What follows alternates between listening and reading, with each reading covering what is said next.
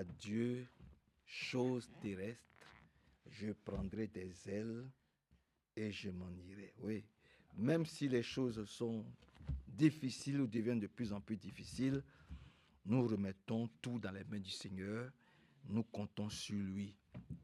Je dis souvent, nous devons vivre notre vie, pas dans le désordre, pas avec n'importe qui. La première personne avec qui nous devons vivre notre vie, c'est avec le Seigneur. Alléluia. Et ensuite, c'est avec notre femme. Amen. C'est important. Nous devons vivre notre vie avec notre femme. Et d'ailleurs, lisons un passage dessus. Que Dieu bénisse Sarah. C'est l'anniversaire de Sarah aujourd'hui. Que Dieu la bénisse. Puissamment. Que Dieu te bénisse. Nous allons tout à l'heure prier pour toi. Lisons, allons dans Ecclésiaste. C'est important que nous puissions vivre vraiment une vie vraiment de paix, de joie avec ceux de notre maison. C'est important qu'il y ait de l'entente, qu'il y ait de l'amour dans le couple, dans le foyer. Ouais, c'est important. Parce que les choses aussi commencent là-bas. Si on est bien dans notre foyer, dans notre couple, avec notre femme, mais on sera bien aussi à l'église. Que le Dieu soit loué, glorifié. Dans Écléa chapitre 9, Écléa chapitre 9, il a dit ici, on peut commencer à partir du verset 7. Alors mange ton pain avec plaisir et bois ton vin d'un cœur joyeux, car Dieu a déjà approuvé tes actions. Dis Amen. Amen. Dieu a déjà approuvé tes actions. En toutes circonstances, mets des vêtements de fête et n'oublie jamais de parfumer ton visage. Maintenant vient la chose qui est très importante. Frère Medeiros va prendre sa Bible parce que quand je vais lire, il va aussi dire dans sa version, par la grâce de Dieu, et que Dieu le bénisse. Alors, on est dans le livre d'Ecclésiaste. Asseyons-nous. On est dans le livre d'Ecclésiaste parce que c'est là où cela concerne le couple. Et c'est ce que nous appliquons dans notre vie depuis 40 ans. Et Hervé aussi, c'est ce qu'il applique dans sa vie depuis aussi des années. C'est ce que Nino applique dans sa vie. Et c'est comme ça que nous devons marcher. Ça, c'est des versets que nous devons connaître. Ouais, le verset 9, c'est des versets que nous devons connaître par la grâce de Dieu. Nous sommes dans Apocalypse, dans Ecclésiaste, chapitre 9, et je vais prendre à partir du verset 9 qui est très important. Il a dit, jouis de la vie avec la femme que tu aimes. Mais si tu ne l'aimes pas, ce n'est pas la peine de l'épouser. Mais si tu l'as mariée, mais vraiment, vis en paix avec elle. Mais soyons en paix dans nos foyers, dans nos maisons. Ça, c'est un commandement de la parole de Dieu. Amen. Mais qu'est-ce que vous avez? Amen. Je recommence par la grâce de Dieu. Il dit ici, jouis de la vie avec la femme que tu aimes chaque jour de la fugitive existence que Dieu t'accorde ici-bas. Voyez, ici-bas, la vie est éphémère. Une fois quand je suis avec mon frère V, avec Sœur Monique, qu'est-ce qu'on peut faire d'autre? C'est ça. Sœur Monique, c'est pas vrai? Jésus, mais qu'est-ce qu'on peut faire d'autre? C'est ça.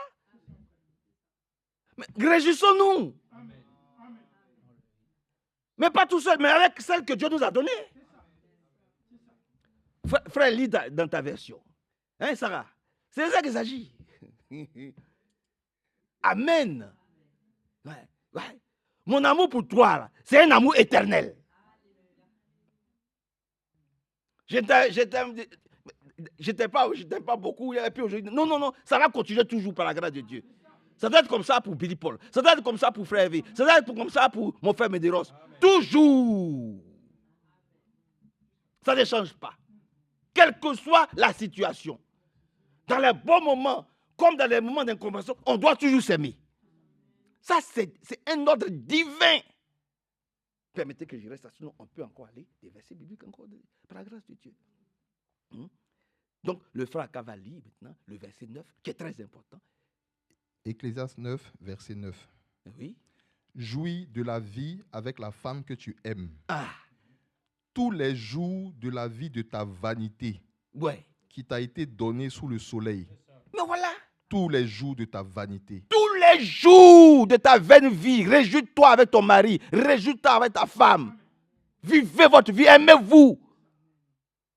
Aimez-vous, aimons-nous. Amen. Aimons-nous. Que Dieu nous aide. Et je le dis souvent, j'ai dit souvent ça, j'ai dit, Sarah, l'amour se contente au présent. L'amour, là, voilà, elle se conjugue au présent. Toujours. C'est ça l'amour. L'amour se conjugue au présent. Elle se contente au présent, par la grâce de Dieu. Que Dieu nous aide. Ne rejette pas et ne refuse pas ce que Dieu trouve bon pour toi. Amen. Ne le refuse pas, ne le rejette pas. Ce que Dieu a trouvé bon pour toi, prends. Réjouis-toi avec cela. Aime ta femme, aime ton mari. Réjouis-toi de cela. Bon, ceux qui ne sont pas mariés, ça vient. Par la grâce de Dieu, que le Seigneur nous aide et que son grand nom soit loué, glorifié et exalté. Jouis de la vie avec la femme que tu aimes chaque jour de ta vie. Chaque jour de la fugitive existence, la fugitive existence que Dieu t'accorde ici-bas. C'est là ce qui te revient dans la vie pour la peine que tu prends ici-bas. Utilise ta force à réaliser tout ce qui se présente à toi. En effet, on ne peut pas agir ni juger. Il n'y a ni savoir, ni sagesse là où sont les morts que tu iras rejoindre. Mais nous serons levés. Par la grâce de Dieu. Nous serons levés. Nous ne vivons pas parmi avec les morts. Nous sommes vivants avec le vivant. Amen. Que Dieu nous aide. L'amour, c'est une amitié qui s'enflamme tous les jours. Elle s'entretient tous les jours. Il ne faut pas éteindre la flamme de l'amour. Il faut l'entretenir tous les jours. Amen. Alléluia. Et je dis, dans un couple, il ne faut jamais se mettre en colère tous les deux en même temps. Quand un est fâché, l'autre doit être content. Comme ça, la joie de l'autre contamine celui qui est fâché. Voilà, c'est comme ça. Hein, mon frère Billy Paul, frère Yann, c'est comme ça. Hein, frère Médéros. On ne doit jamais se fâcher avec notre femme en même temps. Il faut qu'il y ait toujours un qui soit content. Alléluia. Ouais. Et puis, j'ai dit souvent à Sarah, il ne faut jamais crier dans la maison. Les uns, faut jamais. Sauf en cas d'une catastrophe. S'il y a un feu, s'il y a un accident, là, tu peux crier. Mais il ne faut jamais crier les uns sur les autres. Je n'ai pas entendu votre amen. Il ne faut jamais crier l'un sur l'autre. Sauf, quand tu cries, c'est parce qu'il y a du feu. Quand tu cries, c'est parce qu'il y a un accident. C'est qu'il y a quelque chose de grave. Sinon, parlons-nous avec douceur dans la maison. Tous les jours, c'est important. Je peux vous le montrer dans la Bible. C'est une parole d'introduction, je peux vous le montrer. Que le Seigneur nous bénisse. Et puis, dans le foyer, on se réveille toujours de bonne humeur. Il faut toujours se lever de lit avec bonne... Parce que dans la nuit, là, tu as prié. Avant de te coucher. Et puis Dieu t'a gardé. Donc, quand Dieu permet que tu ouvres tes yeux, déjà tu manifestes ta joie, que Dieu ait permis que tu ouvres tes yeux. On ne se réveille pas fâché. Dis Amen.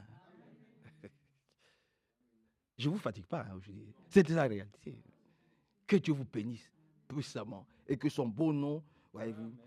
Et puis, on ne se couche jamais fâché avec l'autre. On ne se couche jamais fâché avec son mari ou on ne se couche jamais fâché avec sa femme. On fait tout pour arranger la chose. Avant de dormir. Comme ça, le lendemain matin, on se réveille, on est content. Que Dieu nous bénisse puissamment. Son beau nom soit loué, amen, glorifié et exalté. Vous voyez que celui qui nous relève de nos chutes, c'est pas ce qu'on a chanté. Voilà. Il dit, jouis le peu de temps que le Seigneur nous donne maintenant. Soyons heureux, réjouissons-nous. Aimons nos enfants. Chérissons-les. Aimons notre mari. Aimons notre femme. Remercions Dieu de nous avoir donné une femme. Remercions Dieu de nous avoir donné un mari. Vivons une vie propre, pure. Dieu va nous bénir. Il va augmenter la bénédiction de la maison. Son beau nom soit loué. Glorifié. Ouais. Comme c'est pour ça qu'il dit, il faut toujours profiter de la vie que Dieu nous donne. Avec la femme de ta vie. Pas avec la femme, une autre femme. Mais celle que Dieu t'a donnée, c'est celle-là que tu dois profiter de ta vie. Tous les jours. Alléluia. Gloire à Dieu. Que son beau nom soit loué, glorifié et exalté. Seigneur, nous nous remettons simplement dans tes mains. Tu es un Dieu puissant. Tu es un Dieu glorieux. Tu es un Dieu merveilleux. Un Dieu que nous exaltons, nous célébrons, nous aimons tellement. Oui, c'est toi qui nous relèves de nos chutes. C'est toi qui combats dans nos luttes. Et c'est toi aussi qui nous as donné cette parole. De nous réjouir avec la femme que tu nous as donnée. Oui, la femme de notre Dieu. De nous réjouir avec elle. Que nos femmes nous aiment.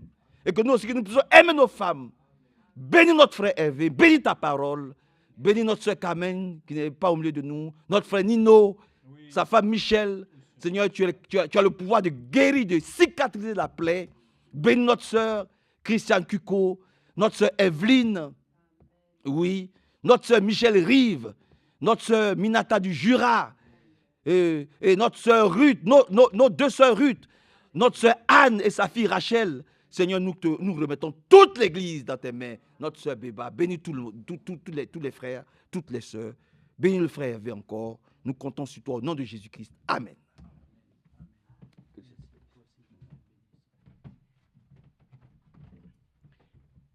Nous pouvons chanter. Réjouissons-nous toujours dans le Seigneur. Réjouissons-nous toujours dans le Seigneur. Réjouissons-nous toujours dans le Seigneur. Je le répète, réjouissons-nous. Amen. Il est bon de se réjouir dans le Seigneur. Il est bon de se réjouir sous l'éclairage de la parole de Dieu. Ce n'est pas que le frère nous ait dit des paroles qui viendraient simplement ainsi d'un enseignement qui viendrait d'une université, qui viendrait ainsi d'un consortium de personnes qui auront déterminé ce qu'est l'amour. Dieu est amour. Et il a déversé cet amour par le Saint-Esprit. Frère, ça n'a rien à voir avec ce que les hommes peuvent dire sur l'amour. Même Michel Sardou disait, elle court la maladie d'amour de 7 à 77 ans. C'est faux. Puisque j'ai même connu ainsi mon frère André Nosy et sa femme qui disaient toujours « Ma petite chérie, ma petite chérie ». Ils avaient 88 ans. Ils s'aimaient comme si c'était deux tourtereaux. C'était beau de voir ça. Hein? Parce qu'aujourd'hui, évidemment, ça devient moins courant. Même chez les enfants de Dieu. Même chez les chrétiens. Ça devient même pitoyable. Nous comptons sur la grâce de Dieu. Bon, le frère l'a dit, 40 ans pour lui, moi 37, je le suis. Mais nous pouvons le dire, le Seigneur nous a toujours gardés. Amen. Parce que nous avons une priorité, c'était toujours de servir le Seigneur. Et comment pouvons-nous le servir si nous ne sommes pas déjà unis l'un à l'autre, comme il le dit lui-même? Hein? L'homme et la femme quittent les parents, ils forment ainsi un foyer, une cellule de vie, par laquelle cette cellule va produire aussi des enfants. De ces enfants naîtra d'autres enfants. Mais frères et sœurs, c'est de l'union, frères et sœurs, que nous parlons ce soir aussi, de l'union sous une seule tête. Dieu est amour, il nous aime et en Jésus-Christ, il a déversé cet amour de telle manière que les hommes qui le reçoivent deviennent aussi amour. Pourquoi nous disons aussi souvent nous sommes de petits oins? Oui, c'est vrai. Mais nous sommes de petits dieux. Et en tant que petits dieux, nous devons avoir de l'amour dans notre cœur. S'il n'y a pas d'amour, mais il n'y a même pas ainsi de christianisme, il n'y a même pas de témoignage, il n'y a rien. Seul l'amour de Dieu ainsi peut ce soir ainsi réjouir notre cœur. Amen. Oui, le frère l'a dit, le réveil matinal. Est-ce que vous croyez que les oiseaux ne sont pas heureux? Quand la période vient du printemps, des fois, je vais dire même, ils nous cassent les oreilles. À 5 heures, ça y est, ils sont en rang de bataille. Et ils commencent à faire ainsi entonner leur merveilleux chant.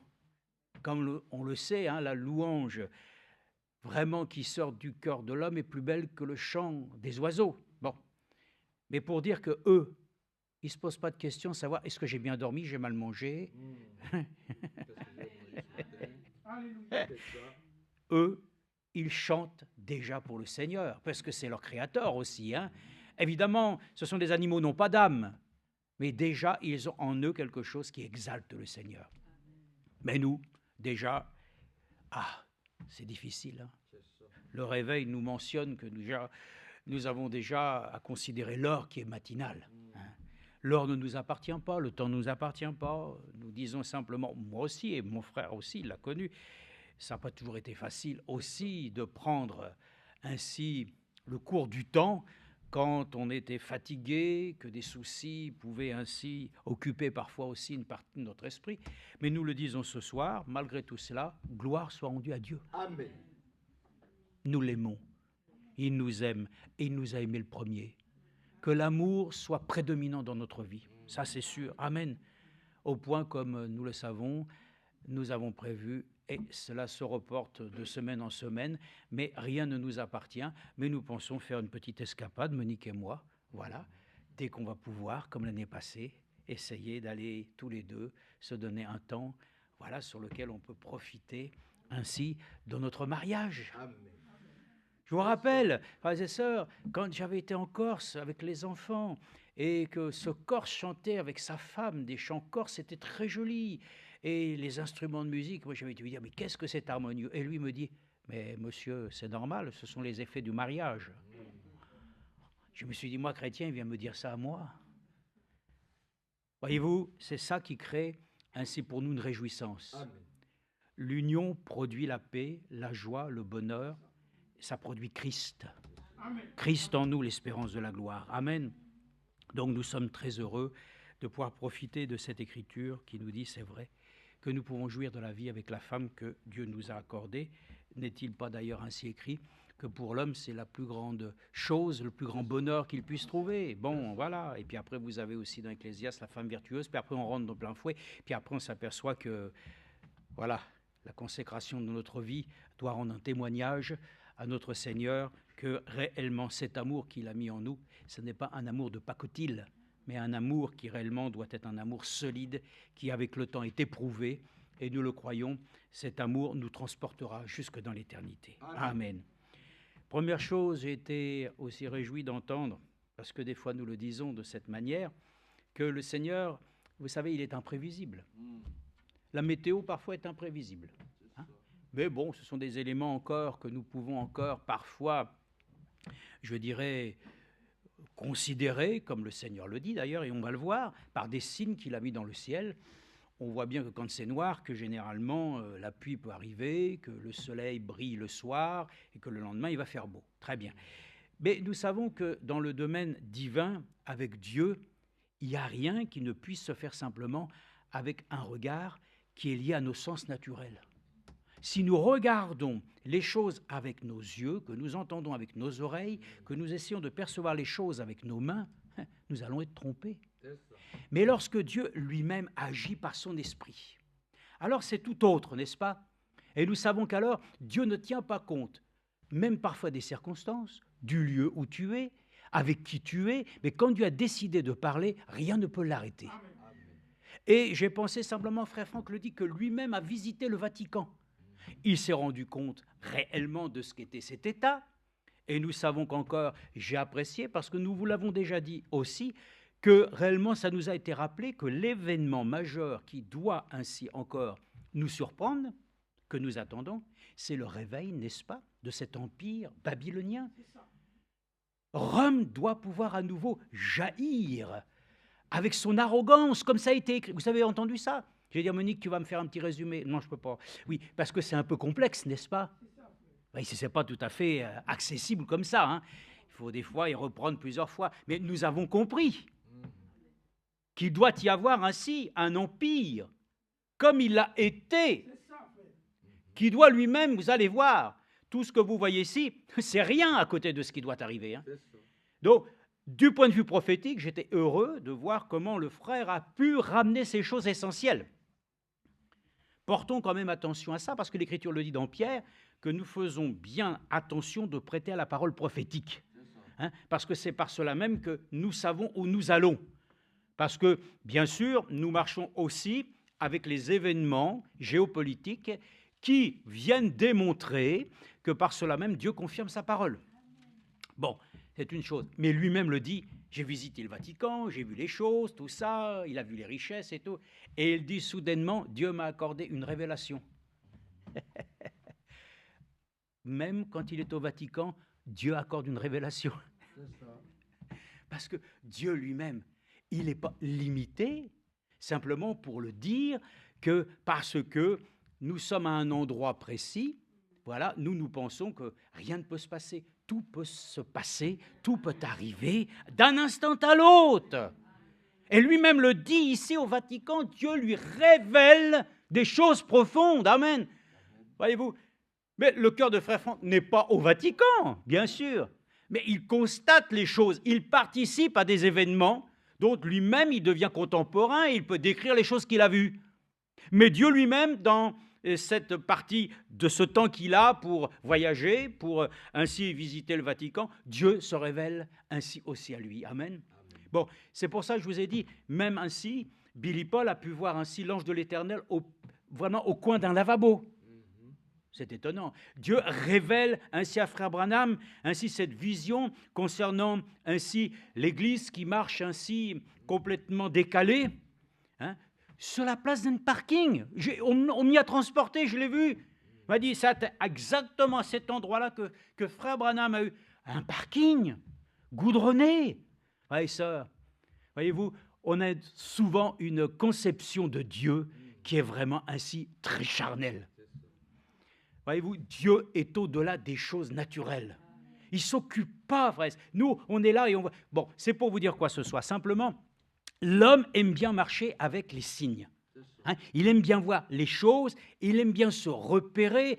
Et puis, remarquez, c'est très utile, hein, parce que quand vous voulez aller en voiture, vaut mieux effectivement bien observer ainsi les panneaux pour savoir comme ça où vous pouvez vous diriger et là où vous ne pouvez pas aller. C'est important. Bon, mais ça, ce sont des choses qui sont liées au naturel et à des lois. Mais nous allons lire des choses, premièrement, ce soir, pour vous montrer que, premièrement, est-ce que réellement, aujourd'hui, nous pouvons le dire, et on va le voir déjà parce que c'était dans le passé, est-ce que réellement encore aujourd'hui, Dieu nous accorde des signes? Mais c'est quoi un signe, hein? Un signe. C'est-à-dire, c'est à un moment donné une action que Dieu nous accorde pour nous assurer qu'il est là, présent, en train d'intervenir. Il est là, il nous montre des signes tangibles par lesquels nous pouvons réellement, avec certitude, nous appuyer. En fait, il aime confirmer sa parole. Et parfois même ainsi, et nous allons le voir du temps de Frère Branham. Oh, frères et sœurs, regardez ce que nous avons ici. Un signe majestueux est venu dans le ciel, une constellation de 7 anges. Vous ne croyez pas que c'est un signe glorieux? Mais déjà, frères et sœurs, et nous allons le voir, que des signes, ça ne manque pas. Alors, prenons déjà un premier exemple dans Genèse. Regardez ce que Dieu dit dans Genèse chapitre 1, verset 14. J'en ai sélectionné plusieurs, on va les lire, tout simplement, pour nous montrer et nous convaincre que oui, il y a des signes que Dieu nous accorde, afin que nous puissions avoir des éléments qui nous permettent de nous dire, oui, réellement, le Seigneur est présent et il confirme les choses de telle manière qu'il y apporte des éléments qui contribuent à pouvoir étayer en quelque sorte notre foi. Puis on va voir que la foi est une ferme assurance.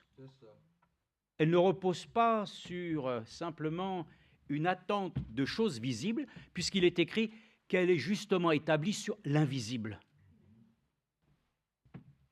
Alors pourquoi est-ce que le Seigneur lui-même a donné ces signes? Regardez ce qu'il dit, c'est important.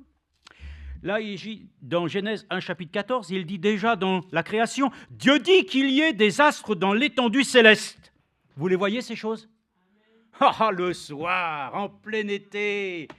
L'autre fois, nous rentrions le soir, je dis, regarde ça, c'est extraordinaire. Il y avait un quart de lune avec je ne sais pas quel astre qui était en dessous, qui était brillant. Oh, frères et sœurs, vous ne croyez pas en ces choses?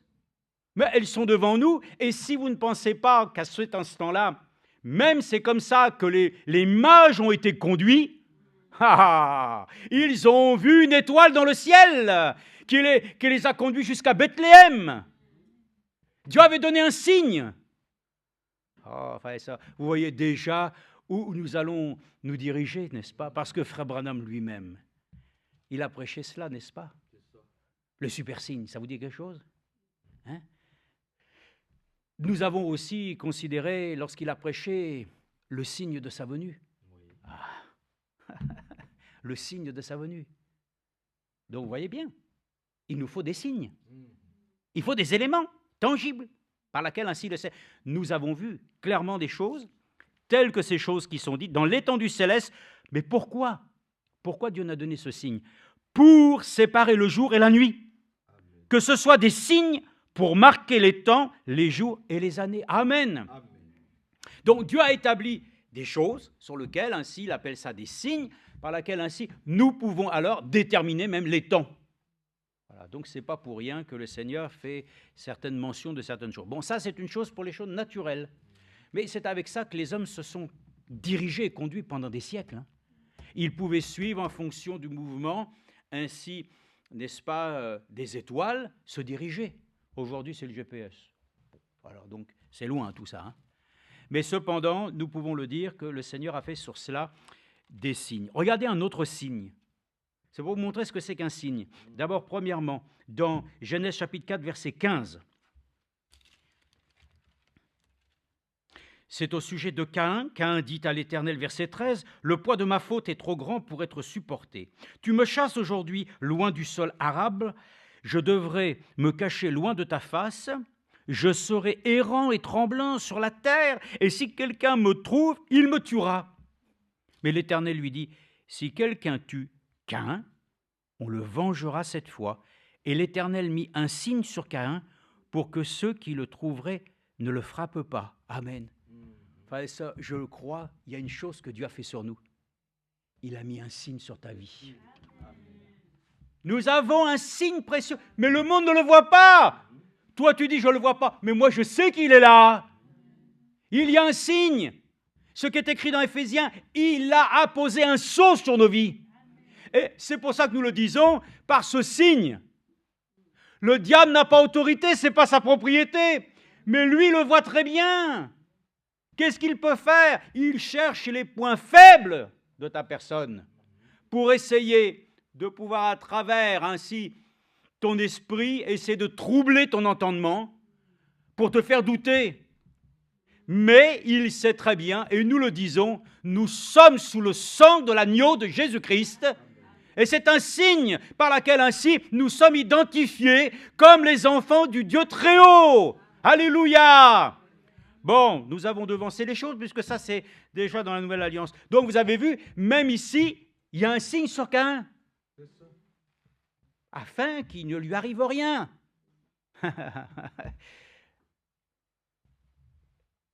Les catholiques, j'ai vu ça, moi, parce que quand j'étais gamin, j'y allais. Ils s'identifient comment? Par le signe de croix.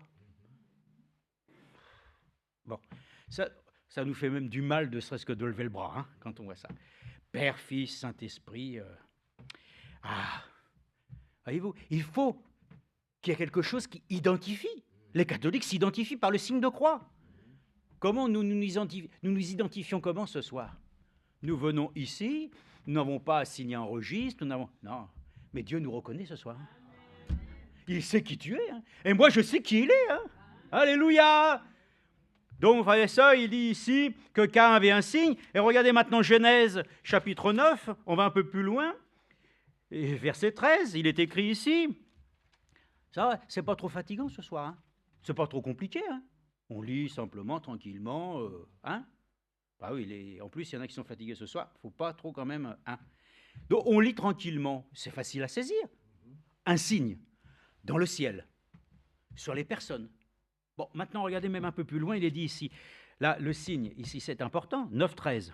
Regardez, Dieu, ouais, on va mettre verset 11, « J'établis mon alliance avec vous, il n'arrivera plus que toute chair soit retranchée par les eaux de déluge, et il n'y aura plus de déluge pour détruire la terre. » Amen, vous y croyez? Ouais. La terre va quand même être détruite, mais pas par l'eau. Il va y avoir un feu qui va détruire, qui va tout nettoyer. Mais ce n'est pas pour maintenant. Des nouveaux cieux, une nouvelle terre. Il faut laisser le temps au temps, hein. Pour l'instant, le Seigneur, déjà, il y a une chose qu'il fait. Il nettoie nos cœurs. Amen. Laissez le temps où il va y avoir bientôt aussi une période, la Nouvelle Jérusalem, le règne millénaire, ensuite le jugement dernier, et puis ensuite vient le nouveau ciel, une nouvelle terre. L'éternité prend son cours. Oh là là, quel programme, hein? Mais c'est un glorieux programme. Nous laissons-nous introduire dans tout ça. Pourquoi s'inquiéter? Oh là là, laissons le Seigneur lui-même qui nous a invités. Laissons-le lui-même encore nous attirer à lui. Vous savez comment il va faire? L'amour. C'est par l'amour. Ce soir, si nous ne sommes pas attirés à écouter la parole de Dieu à cause de l'amour, si nous n'avons pas le désir de prier à cause de l'amour, vous savez ce qu'il a dit? Si je n'ai pas l'amour, je ne suis rien. Bon. Il faut que nous soyons remplis d'amour. Et nous le croyons, l'amour de Dieu, c'est une vérité qui réellement se vit. C'est une expérience et nous croyons que encore nous pouvons le vivre aujourd'hui. Alors il dit ici, Dieu dit, voici le signe de l'alliance que je place entre moi et vous, ainsi que tous les êtres vivants qui sont nés avec vous pour les générations à venir. Je place mon arc dans la nuée et il sera un signe d'alliance entre moi et la terre. Tu ne le vois pas ça encore? On l'a vu cette semaine. Et tout le monde entier voit qu'il y a un signe d'alliance. Et les gens disent, c'est la science, ça s'appelle le spectre de la lumière. Ah oui, c'est scientifique, c'est expliqué. C'est la décomposition de la lumière par le fait que dans la... Oh, Dieu dit que déjà, il a fait ainsi, justement, même s'ils peuvent l'expliquer scientifiquement, Dieu lui-même a créé les conditions. C'est lui qui est le créateur. Tu expliques une chose que Dieu lui a créée pour que ça puisse donner ce résultat. Et l'arc de l'alliance est ici et tout le monde le voit. Oh là là, c'est merveilleux. Bleu, indigo, jaune, je ne sais plus les couleurs. Mais ce n'est pas non plus un hasard, cette couleur, cet âge de l'Église. Et tous les 7 démontrent quoi? Que Dieu est présent, n'est-ce pas? J'ai aimé quand Frère Franck a dit, encore aujourd'hui, c'est notre Seigneur qui fait partie ainsi encore intégrante de celui qui, à travers les âges, vous savez, c'est les 7 esprits. Et il dit, il est encore en action dans notre temps, et c'est l'Esprit qui travaille encore dans cet âge. N'oubliez pas, nous sommes dans le dernier âge, nous sommes au 4e sceau et à la fin pour que nous soyons enlevés, mais c'est toujours l'Esprit qui travaille dans l'Église. Il y en a qui disent, voilà, c'est déjà tout. Non, non, c'est toujours le même Saint-Esprit qui va achever. Donc, là, il est dit ici. Donc, voyez-vous, même des signes, l'homme peut dire ici, oh là là, que c'est beau, hein. Ouais, ça. Donc, même Dieu a donné des signes. Et il dit comme cela, et il donne l'explication de la Bible pour tous les hommes, que c'est le signe de l'alliance. Oh là là, c'est pas beau les signes? Tout ça, frères et sœurs, Dieu, bienveillant, a placé des signes afin de nous rassurer, de nous montrer, et pour le dire, je suis là. Tu vois, je suis là. Je suis à tes côtés. Lorsque tu es là en prière, que soudainement tu sens l'onction, c'est un signe de sa présence. Et il dit, je suis là. Bon, c'est merveilleux, non? Et vous savez pourquoi je dis ça? Parce que je voudrais aller jusqu'à un moment donné où, dans la Nouvelle Alliance, beaucoup de gens, après, ont demandé des signes.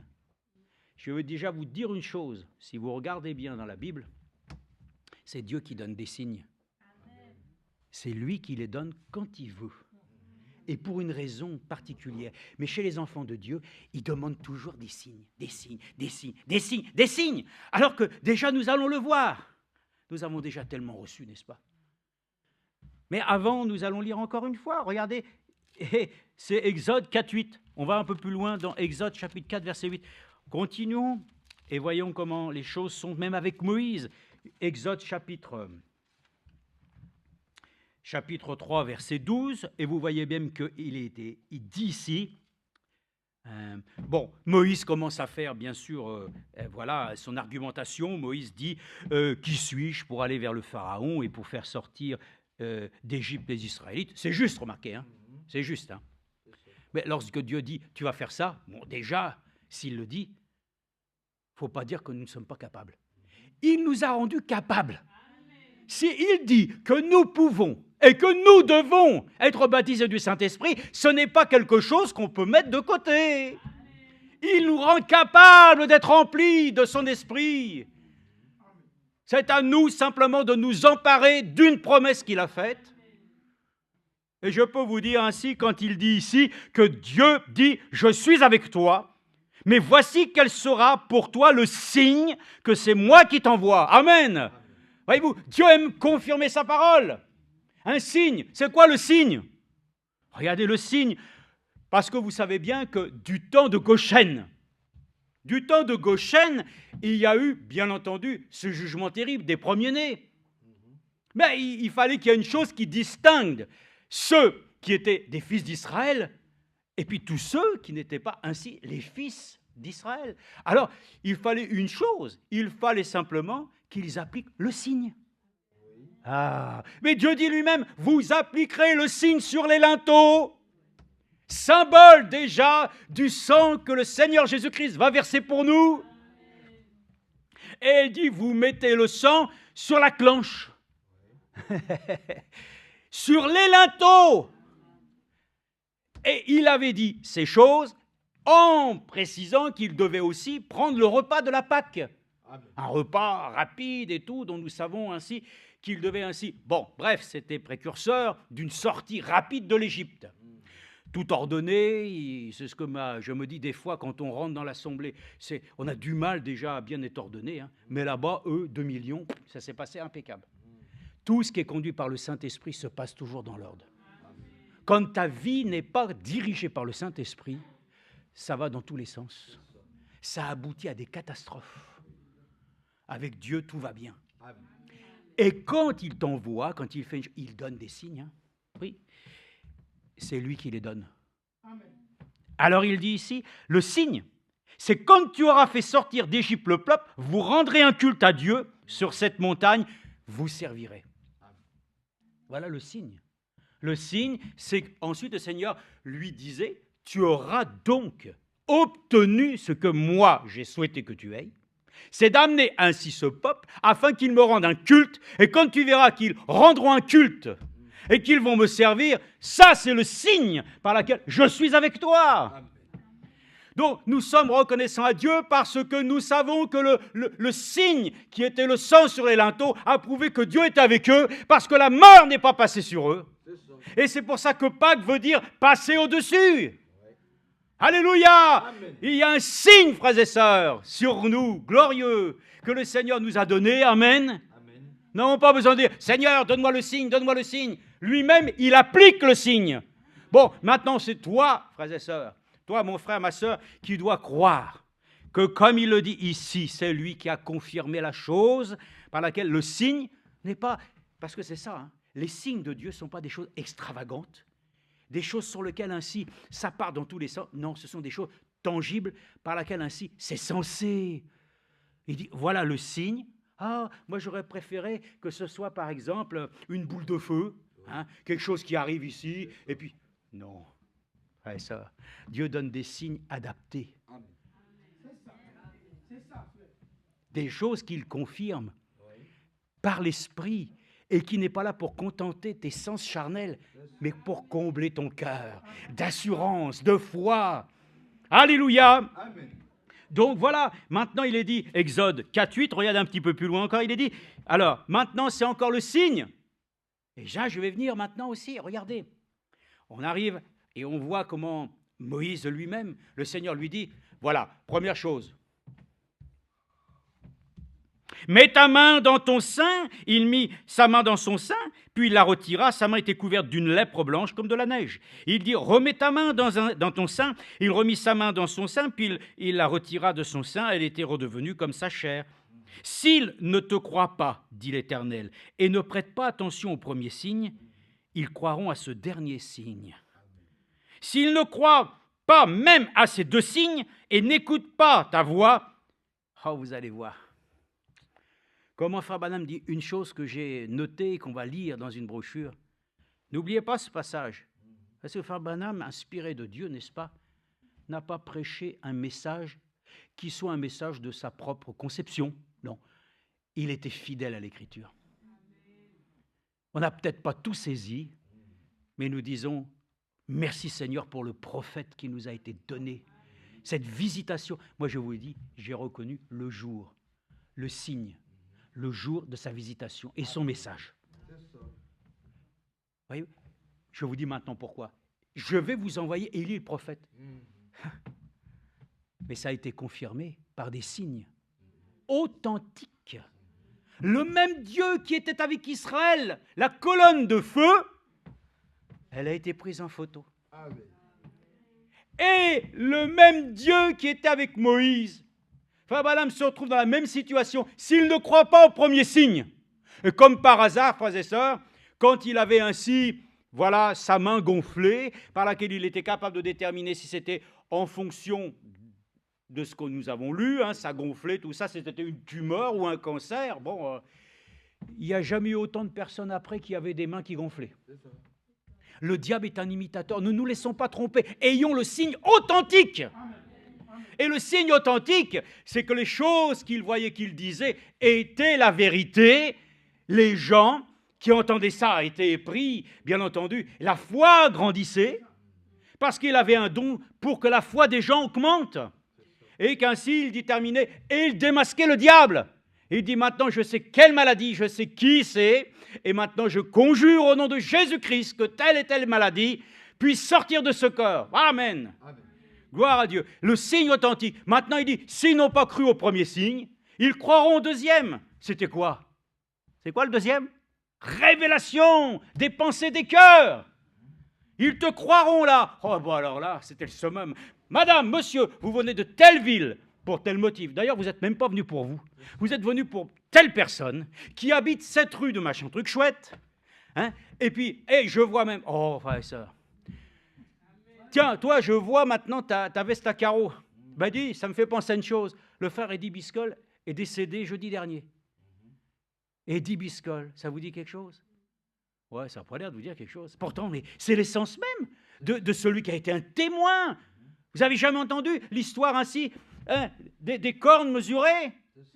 Bon, alors, et même du frère qui avait dans son sac une chemise à carreaux. Il dit, mais cette chemise-là, je ne la prends jamais, mais sa femme l'avait mis dans le sac, et Frère Branham avait dit, ainsi, j'avais vu avant, voilà, qu'il y avait le frère, il sortirait sa chemise à carreaux, toi, t'en as une. Donc le frère, il dit, Biscoll est parti, 90 ans. Et voilà, c'était un témoin. Bon, c'est pour nous dire quoi? Il a vu ces choses. Bon, le signe était authentique.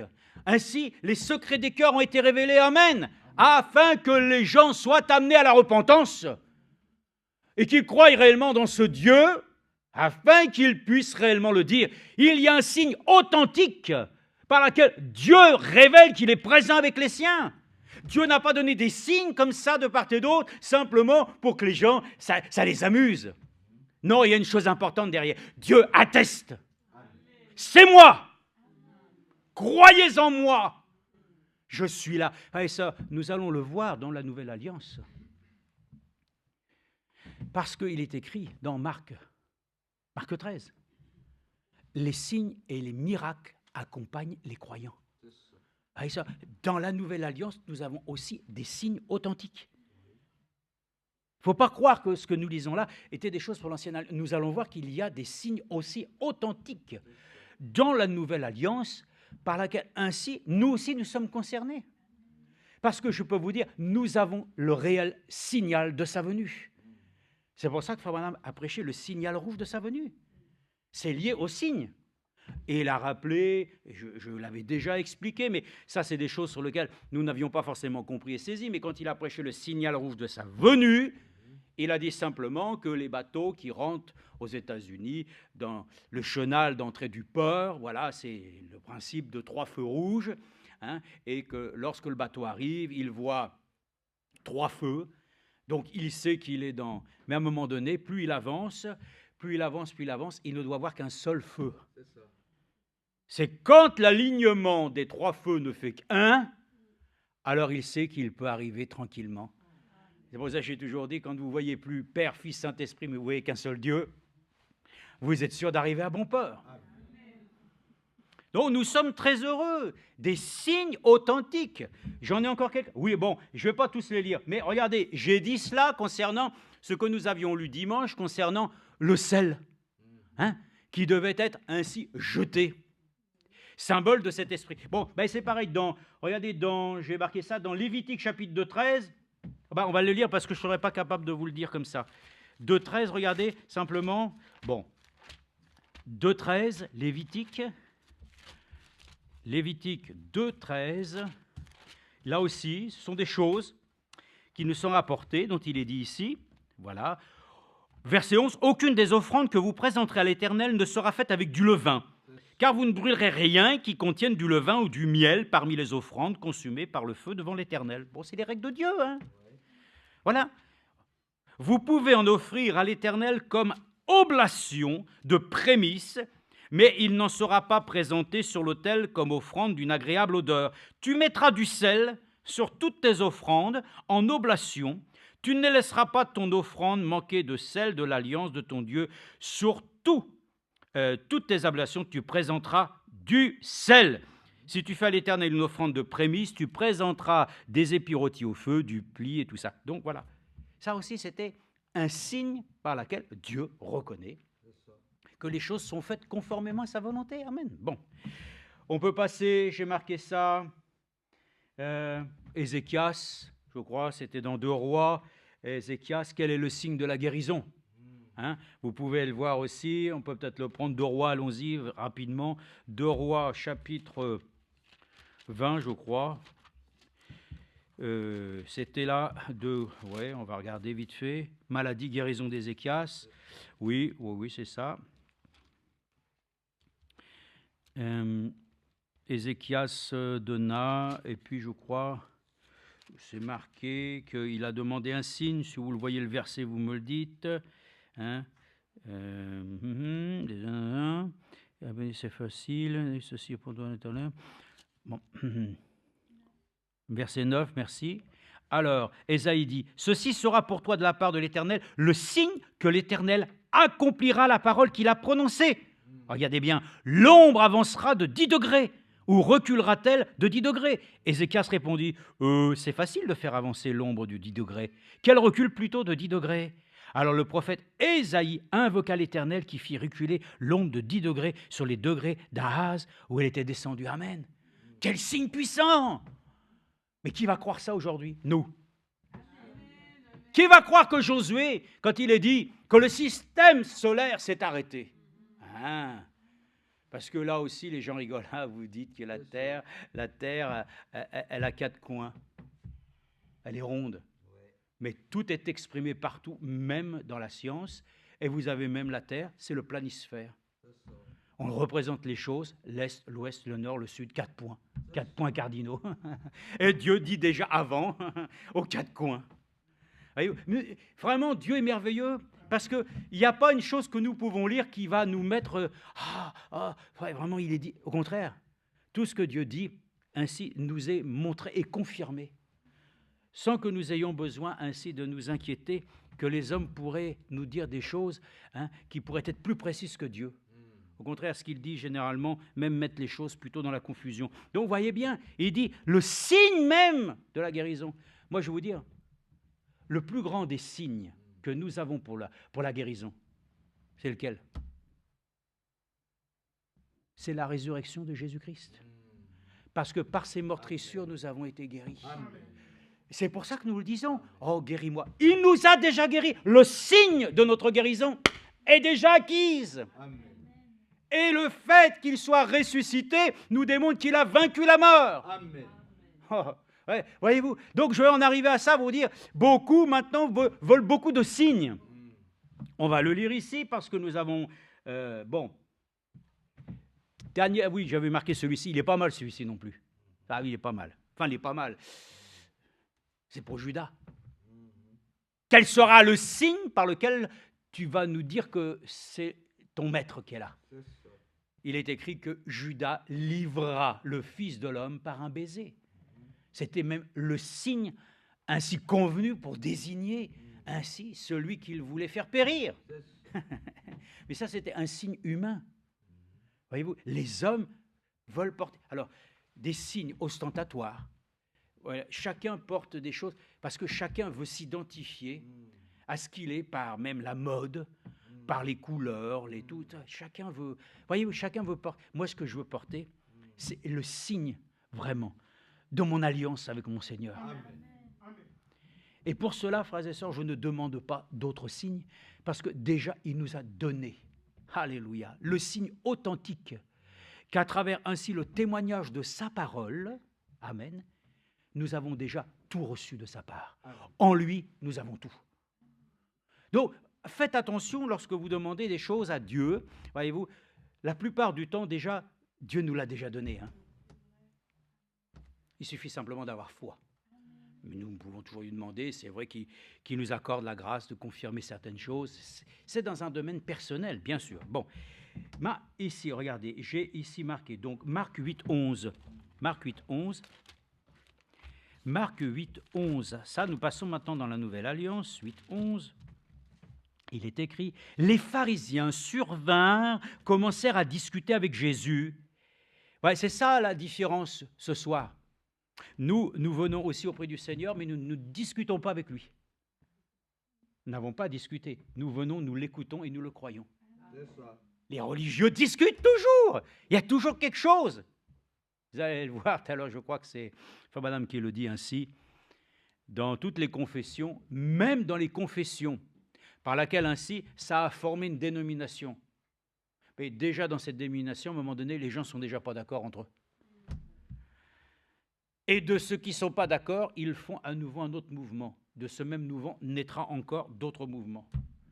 Mais dans le Seigneur, il ne reste qu'un seul mouvement, c'est celui de l'Esprit, qui n'a pas besoin de contester, mais qui simplement croit. Et nous sommes reconnaissants que nous puissions avoir cette écriture aujourd'hui et que Dieu nous accorde la grâce de ne pas chercher de discussion, ni de pouvoir ainsi demander à Dieu des explications. Nous n'avons pas besoin de lui demander des explications. Frère Branham a dit, j'ai demandé des explications à Dieu. Oh là là, mine de mine. Qu'est-ce qu'il lui en a pris? Lui-même l'a dit. C'est une offense. Ne demandons pas des explications à Dieu.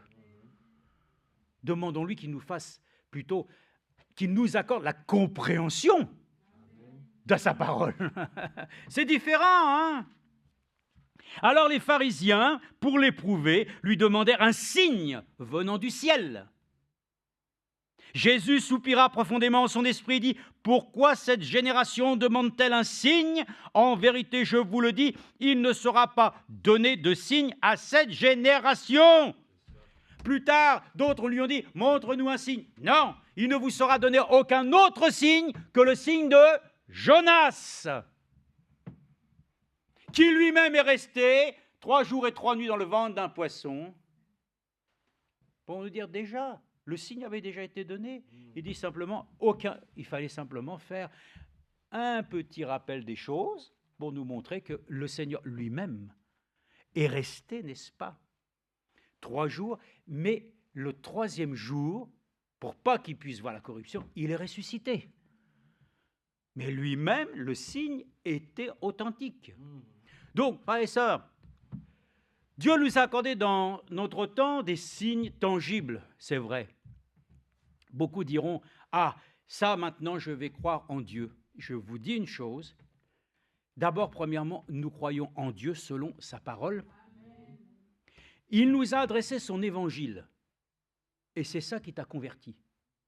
Celui qui dit qu'il est convaincu de Dieu, parce qu'il s'est convaincu d'abord par des choses extérieures, c'est-à-dire les événements et tout ce qui se passe, les signes glorieux, tout ça. Frères et sœurs, nous avons été convaincus de péché, parce que Dieu lui-même nous a accordé la grâce d'entendre prêcher l'évangile éternel.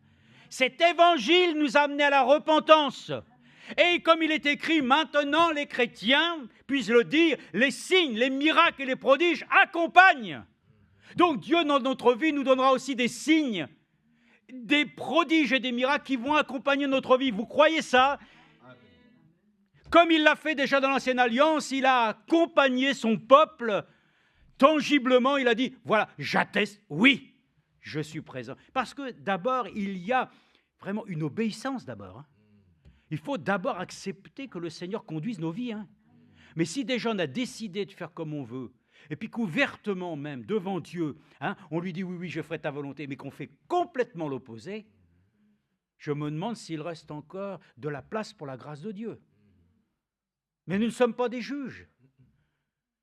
Et d'ailleurs, ainsi, comme nous l'avons dit, même dans les temps anciens et du temps des juges, combien il y a eu de choses sur lesquelles ça a été très significatif, où le Seigneur lui-même a accordé ainsi, voilà, des hommes qui avaient des particularités, qui a fait que, voilà, ça nous sert d'exemple aujourd'hui. Ça confirme les Écritures. Donc voilà, le Seigneur lui-même n'était que l'accomplissement de la loi et des prophètes. Il ne pouvait pas être autre chose.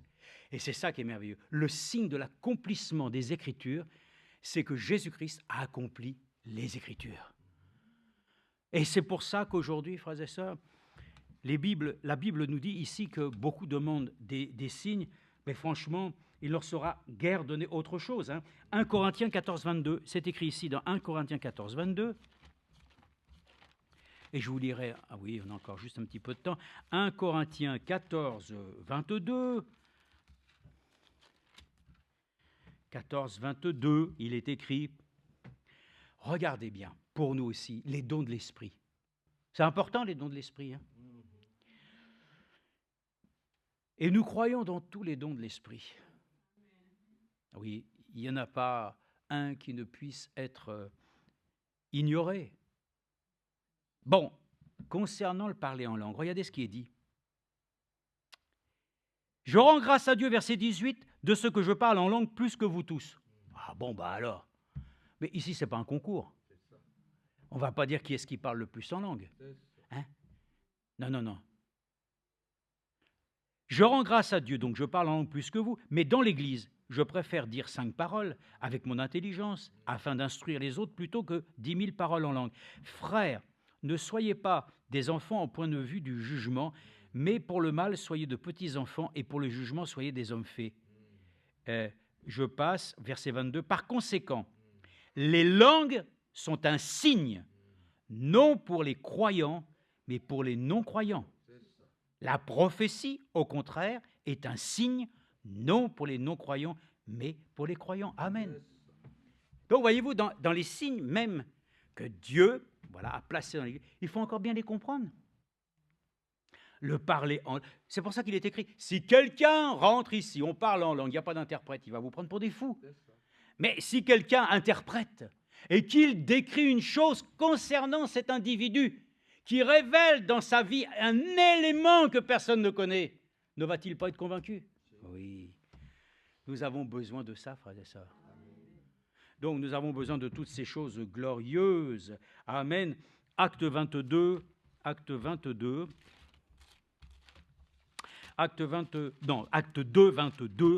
2, 22. Ninézé dit.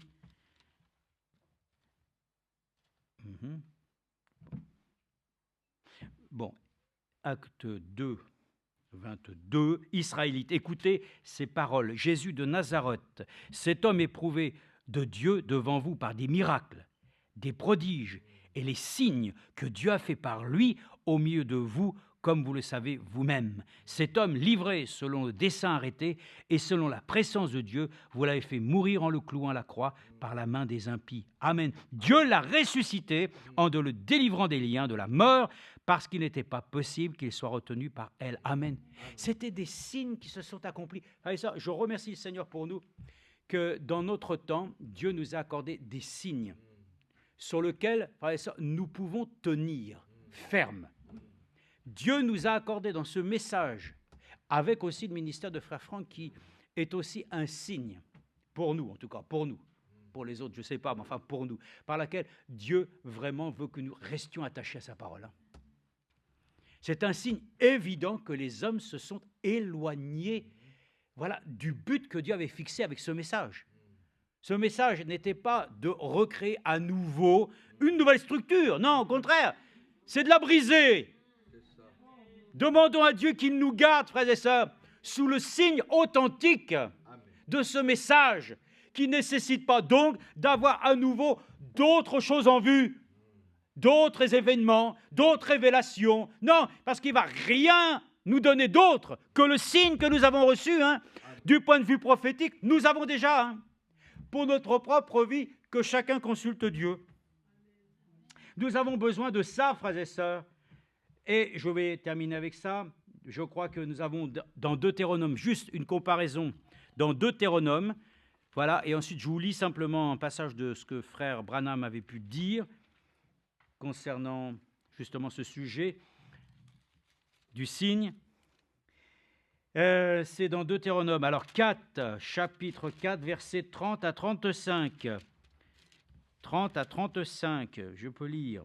Il est écrit: au sein de ta détresse, tous ces événements t'atteindront. Alors, dans les temps à venir, tu retourneras à l'Éternel, ton Dieu, et tu écouteras sa voix. Car l'Éternel, ton Dieu, est un Dieu compatissant, qui ne t'abandonnera pas et ne te détruira pas. Il n'oubliera pas l'alliance qu'il a jurée à tes pères. Amen. Informe-toi des jours d'autrefois qui t'ont précédé depuis le jour où Dieu créa l'homme sur la terre, et d'une extrémité du ciel à l'autre, il n'y eut jamais si grand événement. Et a-t-on jamais entendu chose semblable? Un peuple a-t-il jamais entendu la voix de Dieu parlant du milieu du feu, comme tu l'as entendu en restant en vie? Un Dieu a-t-il jamais essayé de venir prendre pour lui une nation au sein d'une autre nation au moyen d'épreuves, de signes, de prodiges et de combats à main forte et à bras étendus, et avec des interventions très redoutables, comme tout ce que fait pour vous l'Éternel, votre Dieu en Égypte, sous les yeux? Amen. Alors vite, regardons maintenant dans la Nouvelle Alliance, parce que le Dieu de l'Ancien Testament, c'est le Dieu du Nouveau. Et comme le Dieu Tout-Puissant ne change pas et que Jésus ne change pas non plus, dans 2 Corinthiens 2,12, nous trouvons aussi cette écriture en parallèle où il est dit ici, 2 Corinthiens 2,12, je crois, j'espère en tout cas, 2 Corinthiens 2,12, si ce n'est pas cela, ben, ma foi, c'est pas grave, mais enfin, alors, on va le lire à partir du... Bon, je ne sais pas. Il suffit pour cet homme, verset 6, il nous suffit pour cet homme. Bon, écoutez, je ne crois pas que c'est ça. Non, je ne pense pas. On va prendre Hébreux 2,4. Peut-être que c'était dans 1 Corinthien. Bon, c'est pas... En soi, on a une autre écriture. On va rebondir avec une autre. Hébreux 2,4. Hébreux 2,4. Hébreux 2,4. Nous pouvons le lire ici. Oui, c'est ça. Voilà, c'est, disons, l'équivalence que vous trouvez aussi pour nous-mêmes. Ce Dieu de l'Ancienne Alliance dit aussi aujourd'hui: comment échapperons-nous si nous négligeons un si grand salut? Ce salut annoncé à l'origine par le Seigneur nous a été confirmé par ceux qui l'ont entendu, Dieu appuyant leur témoignage par des signes, des prodiges, des miracles variés et par des communications du Saint-Esprit selon sa volonté. Amen. Ce Dieu-là n'a pas changé, frères et sœurs. Bon, ce soir, nous n'avons pas besoin de demander à Dieu, encore une fois, des signes, des miracles. Beaucoup demandent: oh Dieu, donne-moi. Mais le Seigneur, déjà, c'est lui qui est le donateur. Donc, il a déjà décidé pour toi ce que tu auras de toute façon. Nous le prions en lui disant: Seigneur, manifeste en moi la grâce que tu m'as faite. Et si je ne l'ai pas encore connue, révèle-la-moi. Hein? Il faut que le Seigneur soit à l'aise avec nous. Mettons-lui ce soir un cœur disponible et à l'aise. Voilà. Mais arrêtons de toujours vouloir demander des signes. Les miracles, les signes et les prodiges accompagnent le croyant. Ça veut dire d'abord, il faut croire. Et nous pouvons le dire, le Seigneur confirmera comme il l'a fait dans l'Ancienne Alliance. Donc, il confirmera toujours. Amen. Il y a tellement de choses sur le... Écoutez, quel a été le signe authentique de l'alliance qui a été faite aussi avec Abraham? La circoncision. Un signe qu'il ne pouvait pas se passer. Hein. Abraham a été récalcitrant. Il a fallu que sa femme, Séphora, puisse... Moïse, Séphora a fallu qu'elle puisse effectivement même activer la chose, n'est-ce pas? C'était un signe. Mais aujourd'hui, le signe, ce n'est pas, comme on a dit, celui qui est circoncis ou incirconcis. Le vrai juif, c'est celui qui est dans le cœur. C'est ça que nous demandons. Et que Frère Branham a dit, il y a un signe authentique maintenant. Avant, le sang sur les linteaux. Aujourd'hui, le véritable signe, c'est aussi le Saint-Esprit. Hein. Gloire à Dieu. Mais le sang de l'agneau qui a coulé, a révélé la vie de Dieu. Et la vie, bien sûr, comme Lévitique chapitre 11, dans le sang, il y a la vie. Mais la vie, c'est l'esprit.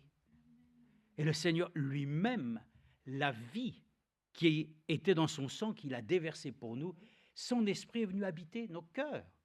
Et ce qui est important, frères et sœurs, c'est ce signe-là dont tu dois avoir ce soir l'assurance. Des signes authentiques, il y en a plein, de partout, et le Seigneur le fait.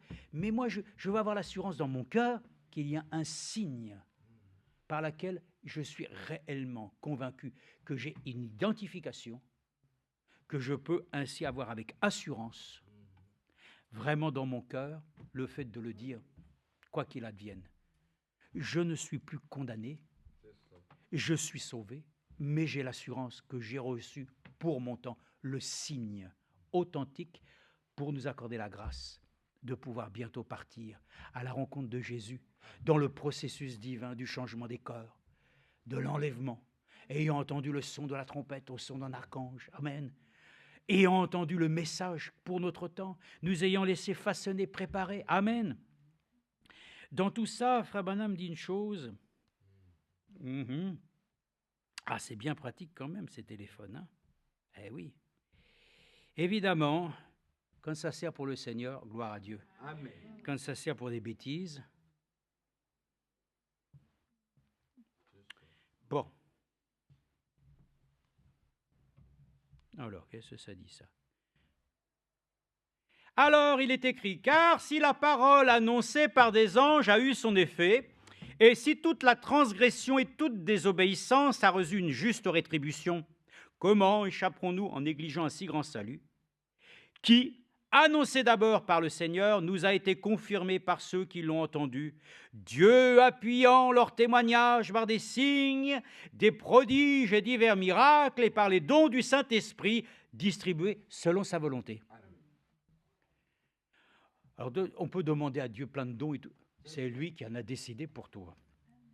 Or, vous savez que c'est là l'exemple à suivre, car Jésus lui-même l'a affirmé dans Marc 16, 15, 20, puis il leur dit, allez par tout le monde, prêchez la bonne nouvelle à toute la création, celui qui croira et qui sera baptisé sera sauvé, mais celui qui ne croira pas sera condamné. Voici les miracles qui accompagneront ceux qui ont cru en mon nom. Ils chasseront les démons, ils parleront de nouvelles langues, et puis ainsi de suite. Ils boiront des boissons mortelles, ça ne leur fera rien. Ils marcheront sur... Gloire à Dieu. Dans l'Odyssée, l'âge de l'Odyssée, il dit, regardez bien autour de vous, examinez les passants. Dans la foule des gens que vous voyez, pouvez-vous repérer ceux qui ont l'apparence de chrétiens? Point d'interrogation. Observez leur façon de s'habiller, observez leurs actions, écoutez-les parler, voyez où ils vont. Certainement qu'il devrait y avoir un signe concret de la nouvelle naissance parmi tous les passants que nous voyons. Mais comme ils sont rares, et pourtant aujourd'hui les églises fondamentalistes nous racontent qu'elles ont des millions de membres sauvés et même remplis de l'esprit. Remplis de l'esprit. Peut-on dire que des femmes sont remplies de l'esprit alors qu'elles se promènent avec les cheveux coupés, courts, tout frisés, en short, en pantalon, en slip et le dos nu, toutes maquillées comme Jézabel? Je vais terminer en vous disant la chose en fin de compte. Le véritable signe, mais c'est nous le signe. Hein. Nous portons le signe.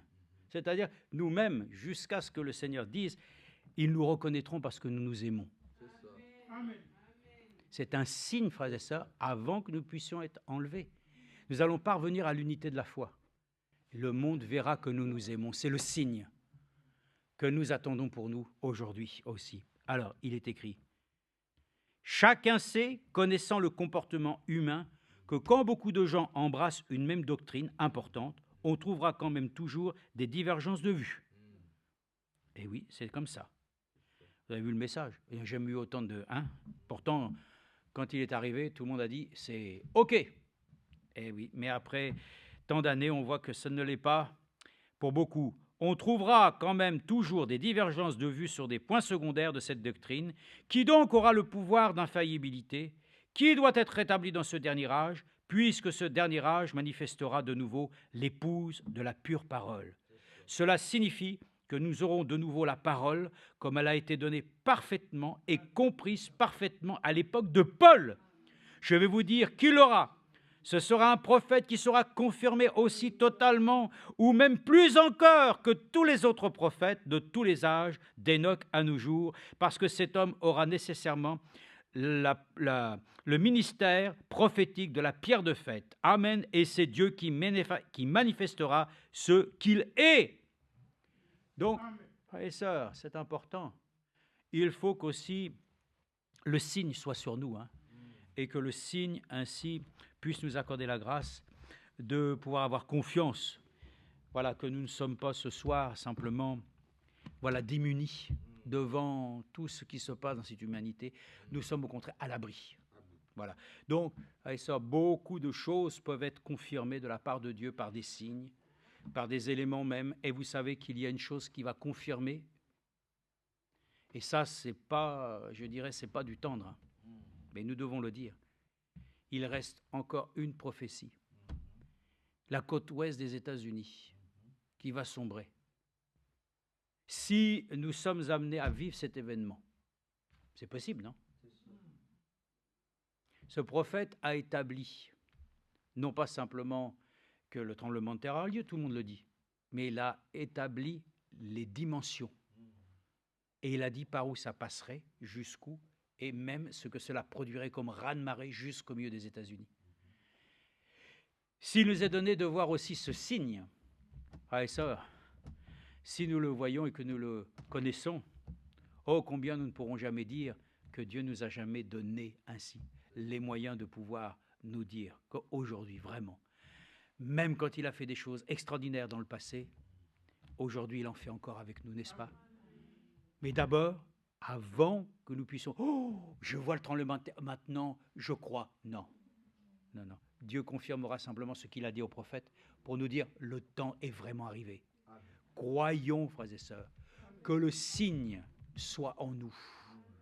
Et demandons à Dieu ce soir qu'il nous accorde la grâce, voilà, de nous fortifier dans l'être intérieur pour que nous puissions croire en lui de tout notre cœur et de pouvoir ainsi simplement, voilà, comme le frère l'a dit au début, ne jamais oublier que Dieu, il sied dans la louange et dans l'adoration. C'est le psaume 100 dans lui. Louez le Seigneur. Amen. Vous tous, entrez dans ses parvis avec des chants de louange. Alléluia. Que Dieu soit merci. Amen. Amen.